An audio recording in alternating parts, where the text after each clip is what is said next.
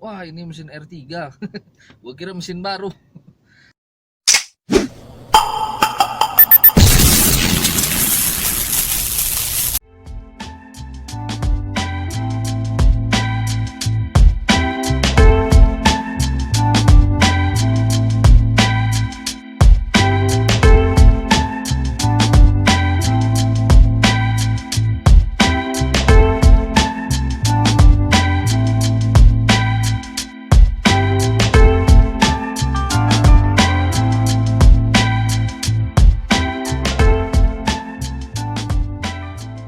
Halo, balik lagi sama gua tentunya di vlog gua. Jadi hari ini gua mau ngebahas mobil dari Suzuki LMPV namanya XL7.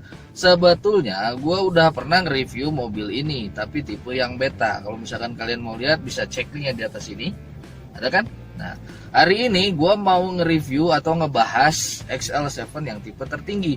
Namanya itu tipe Alpha, tapi yang manual ya, bukan yang matic. Mobil ini tuh dibanderol sekitar 250 jutaan lebih sih sebenarnya. Karena ini tipe yang manual ya. Kalau misalkan yang matic mungkin bisa 260 sekian juta. Jadi bisa dibilang bisa selisih 10 jutaan lah. Memang mobil ini kalau misalkan kita lihat dari depan, dari samping itu SUV banget. Tapi pas gue lihat dari belakang, mobil ini mirip R3 ya. Ya betul, memang agak mirip R3 karena mobil ini basicnya sama dengan R3. Nah, sekarang kita bahas dari depannya dulu. Kita lihat muka si XL7 ini memang SUV, tapi memang tidak segahar rival-rivalnya. Ini lebih simpel, lebih ya maco nggak maco lah, pokoknya seperti itu.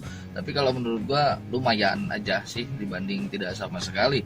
Nah, di sini juga kelengkapannya udah bagus karena dia headlamp. Si XL7 ini headlampnya sudah menggunakan LED.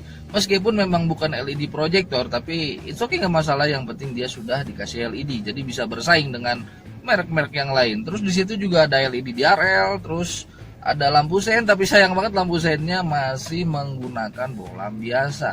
Padahal sayang banget kalau misalkan dikasih LED itu jadi lebih bagus. Ini paling bawah itu ada fog lamp yang masih menggunakan lampu bohlam biasa. Kalau menurut gua sih mending pakai LED ya, jadi lebih bagus lagi. Tapi ada beberapa orang bilang katanya fog lamp dengan menggunakan lampu biasa itu lebih terang dibanding lampu maksudnya lampu yang berwarna kuning ya. Itu jadi lebih terang kalau misalkan ada kabut.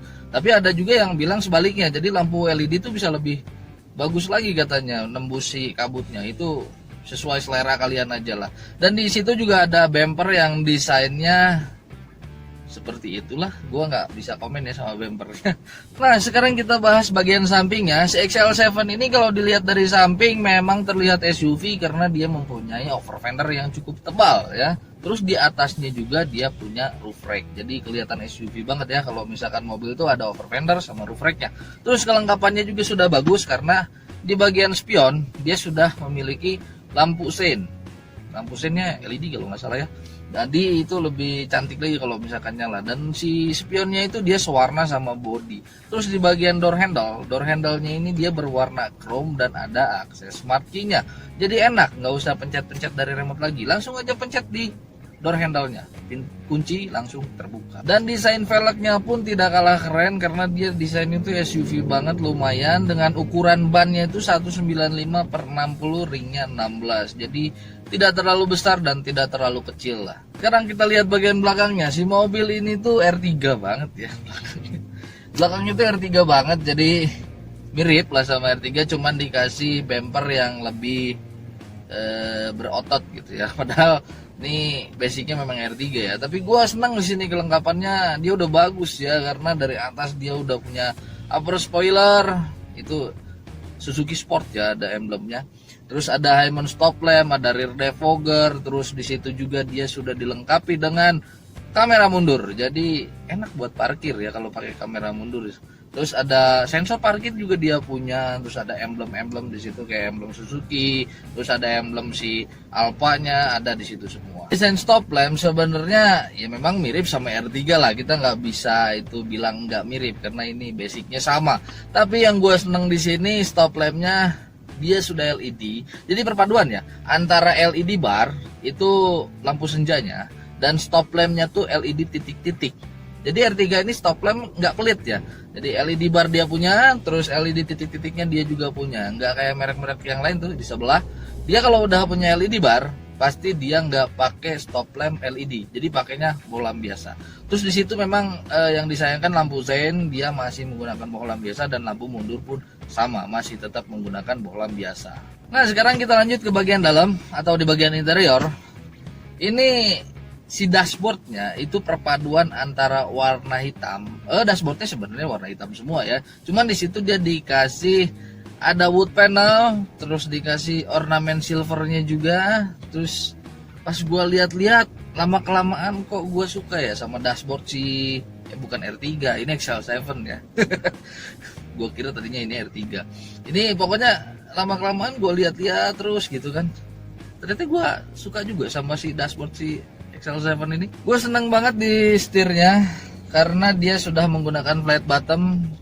Padahal setir flat bottom itu identik dengan mobil sport ya. Kalau mobil LMPV atau LSUV itu enggak ya sebenarnya. Tapi dia pakai. Jadi oke lah. Terus di situ juga kelengkapannya udah bagus ya, karena dia sudah memakai audio steering switch, ada Bluetooth telefoninya juga, jadi lebih enak lagi kalau kita pakai. Dan yang terakhir adalah pengaturan setirnya. Pengaturan setirnya ini sudah lengkap. Dia ada tilt dan teleskopik. Jadi ini pasti ergonomis ya kalau dipakai, karena dia pengaturannya udah lengkap. Terus di tengahnya juga dia ada audio yang sudah monitor jadi touchscreen. Cuman ukurannya gue lupa kemarin berapa in ya. Pokoknya yang penting dia udah touchscreen aja pokoknya. Terus di situ juga ada lampu hazard. Terus di bawahnya lagi ada panel AC yang cukup lengkap panel AC-nya. Karena dia punya ada rear defogger, ada front defoggernya juga dia punya. Terus ada ventilasi, dan yang terpenting mobil ini sudah memiliki heater. Meskipun memang kalau di Indonesia heater itu kurang berguna sih, karena di kita kan panas ya. Jadi nggak butuh heater, kalau pakai heater jadi tambah panas dong. Transmisi XL7 gua review hari ini dia manual 5 speed, dan nggak ada yang spesial sih dari transmisinya, jadi biasa aja. Terus di belakangnya ada parking brake yang model mechanical, dan yang terakhir adalah ada console box yang bisa dijadiin armrest. Itu lumayan nyaman lah kalau misalkan kita nyender di sini. Door trim di bagian driver itu dia menggunakan hard plastik sebenarnya. Kalau misalkan kita ketok-ketok ini, itu dia bunyi plastik gitu. Tapi di bagian sebelah sini, di bagian armrest ya, dia menggunakan fabric, jadi agak lumayan enak lah kalau misalkan kita nyender di situ. Situ juga dia punya tweeter, terus ada lagi door handle yang berwarna chrome, terus si power window auto cuma sisi driver aja, dan yang terakhir di situ ada electric retract dan electric mirror. Oh iya, itu bukan yang terakhir. Yang terakhir itu ada di bawah, dia ada satu buah speaker dan cup holder ya di situ. Jadi ya lumayan lah, bisa naruh-naruh botol di situ. Nah, sekarang bagian kanan driver di sini ada satu buah kisi AC, yang kisi AC-nya model kotak ya. Itu ya udahlah, nggak usah dibahas kalau kisi AC. Dan di situ juga ada start stop engine button, karena mobil ini sudah menggunakan smart key, jadi kita tinggal pencet aja, jadi nggak usah colok-colok kunci lagi. Di situ juga ada ada beberapa feature, jadi kayak ada traction control, ada buat matiin sensor parkir, dan yang terakhir adalah headlamp leveling. Jadi mobil XL7 ini si headlampnya bisa naik turun. Itu bagus banget ya kalau misalkan di depan ada mobil atau ada motor kita papasan malam-malam, LED kan pasti lumayan tuh agak terang, jadi bisa diturunin si cahayanya. Good job. Bagian speedometer si mobil ini gua nggak bisa bahas karena gua nggak pegang kuncinya, jadi ya sudahlah. Jadi yang kelihatan cuma tachometer sama speedonya doang. Bahan jok mobil ini tuh dia menggunakan perpaduan antara kulit dan fabric. Ini nanggung banget sebenarnya. Kalau misalkan dijadiin kulit semua, mungkin jadi lebih enak lagi buat dipakai. Dan di situ juga ada headrest yang sudah adjustable, jadi nyaman, bisa dinaikin, bisa diturunin. Tapi si seat belt dia masih fix, sayang banget ya. Padahal kalau dikasih yang ada adjusternya mungkin jadi lebih enak lagi.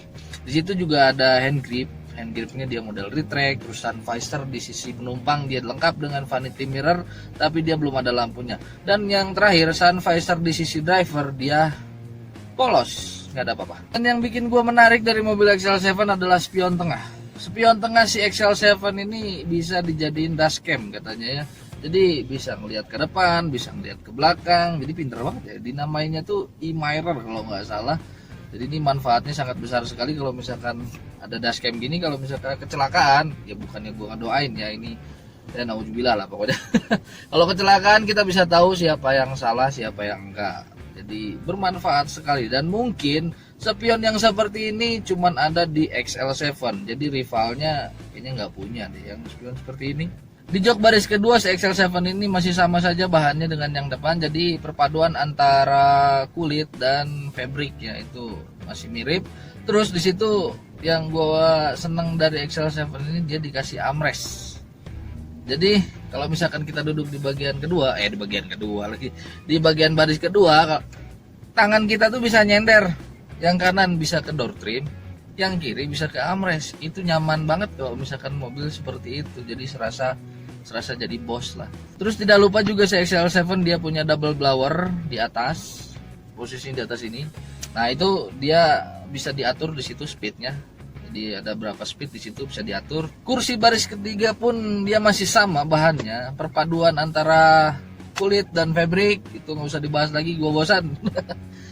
Terus yang paling penting di baris ketiga si mobil ini sudah memiliki headrest yang adjustable.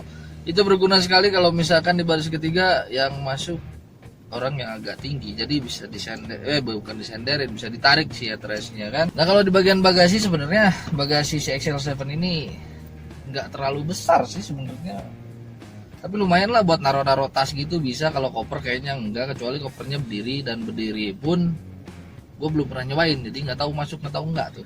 Tapi di sini si kursi baris ketiganya itu kalau dilipat dia kan jadi rata lantai, jadi lebih enak lagi kalau misalkan kita bawa barang atau bawa koper, tapi kita harus ngorbanin jok baris ketiga gitu. Terus kalau misalkan kita buka di bawahnya itu, di lantainya, di lantai bagasinya itu bisa dibuka kayak apa namanya, kayak plastik gitu.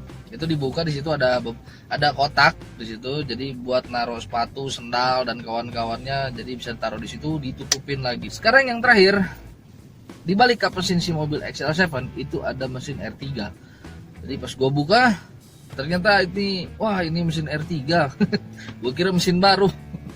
Ternyata masih sama saja. Mungkin dengan mesin R3 mobil ini jadi lebih lembut ya kayaknya, karena R3 itu terkenal mobilnya sangat lembut sekali. Dan mesin ini berkapasitas 1500 cc, 4 silinder DOHC, dan dengan mesin tersebut dia bisa mengeluarkan tenaga tuh sampai 103 HP dan torsi 138 Nm. Ini ya sebenarnya udah cukup sih kalau untuk di kota-kota gitu, nggak terlalu kencang, nggak terlalu lambat juga sebenarnya. Terus mobil ini juga sudah dilengkapi ABS, jadi bisa lebih safe lagi pas lagi ngerem atau lagi berkendara. Oke, mungkin cukup sekian dulu vlog dari gua. Semoga videonya bermanfaat. Yang belum subscribe silahkan subscribe channel ini supaya kalian selalu dapat video-video terbaru dari gua. Terima kasih sudah menonton, sampai jumpa lagi, bye.